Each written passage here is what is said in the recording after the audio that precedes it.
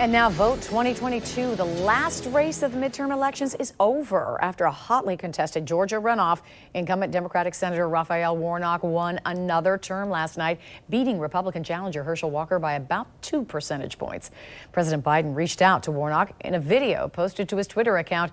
The president spoke to Warnock by phone, congratulating him and saying, quote, "Voters stood up for democracy and rejected ultra-MAGAism." With our state in the national spotlight, Georgia voters turned out in record numbers. News4JAX reporter Vic Micolucci was in Atlanta this week and tells us there's frustration among Republicans over another loss.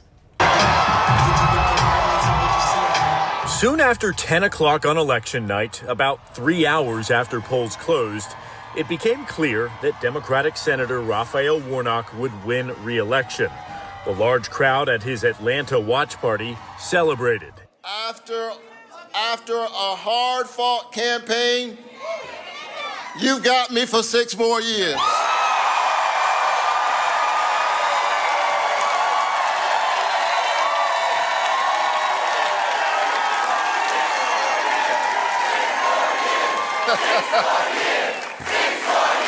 Warnock earned nearly 100,000 more votes than his competitor, Republican Herschel Walker. Walker conceded on Tuesday night, thanking his supporters. So I want to say I'm never going to stop fighting for Georgia. I'm never going to stop fighting for you because you're my family. More than 3.5 million Georgians voted in this runoff race, just 1 month after the midterm elections. That's more than half of all registered voters. Georgia's Republican Secretary of State says the election was safe, fair, and record-setting. Well, there's no truth to voter suppression. Yesterday, we had 1.6 million people show up to vote. That's more than we had a month ago. It's also more than we had in November 2020. We had record turnout, but then the total turnout we had for a runoff, that's the largest turnout we've ever had for a midterm election. Warnock's win last night means that Democrats now have 51 senators in Washington compared to the Republicans who have 49. That means the Democratic Party has control of the Senate.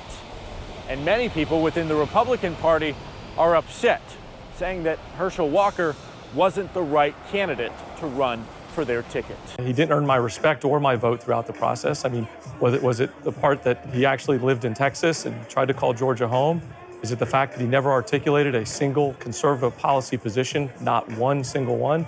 Was it that he took on the allegations about his personal behavior by calling everybody a liar? While Walker dominated traditionally red rural counties in Georgia and Warnock had a stronghold in the bigger blue cities, this race came down to the suburbs, which gave the incumbent senator the votes that he needed to win. As Republicans, if we want to do some soul searching, we need to win back the suburbs. That used to be our bread and butter. It's a big victory for the Biden administration, the president calling Warnock last night to congratulate him. Now, because that spread between Warnock and Walker was more than 0.5%, and because Walker conceded to defeat, there will not be a recount here in the state of Georgia. In Atlanta, I'm Vic Micolucci, Channel 4, the local station. Thank you, Vic. As Vic said, Senator Warnock's margin of victory last night was almost 100,000 votes compared to November, when he finished just 38,000 votes ahead of Walker, while the Libertarian candidate drew 81,000. Joy has a county-by-county look at which areas broke blue and which broke red. Well, one of the factors we watched as election results came in was that voting in this runoff almost mirrored voting results a month ago during the general election. Taking a look at the overall numbers, U.S. Senator Raphael Warnock won re-election 51% to Republican challenger Herschel Walker's 49%.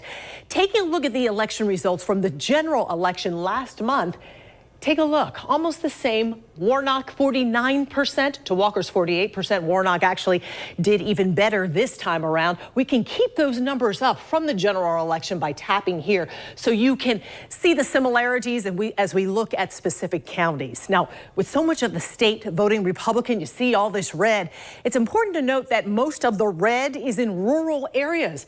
For example, let's just take a look at this county. This is Irwin County. Walker 77% to Warnock's 23%, but 2,000 votes here, 705 votes there last night. Everybody was waiting for the numbers to come in from Metro Atlanta and its suburbs, among the most populated areas in the state and where Warnock did well. Taking a look at Fulton County, the heart of Atlanta, Warnock 77% to Walker's 23%, 280,000 votes to 85,000 votes. And you can compare that to the general election just last month, and you can see Warnock did even better this time around. Also, DeKalb County, that is the other part of the heart of Atlanta, 87% to 13%. Warnock again doing better. Taking a look at the Atlanta suburbs, Gwinnett County, for example, 62% to Walker's 38%. Warnock doing better than last month, and that was similar around all of the surrounding suburbs. As you take a look at these numbers here, Henry County, the same thing happening.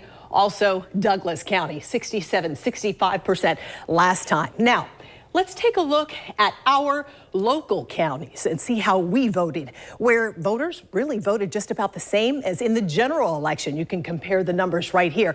And what I'm going to do is tap on this heat index so you can see just how strongly each of these counties voted for Herschel Walker. You can see the deepest reds were in Brantley County, 92% to 8%, almost the same here. Pierce, 89 to 11. Glenn County, 62% to 38%. That margin a little bit more narrow, almost the same as before. Camden County, 66 to 34%. Charlton County, 77 to 23, almost the same. And Ware County, 71% to Warnock's 29%, almost the same as the way our area voted last month. Tom, Mary?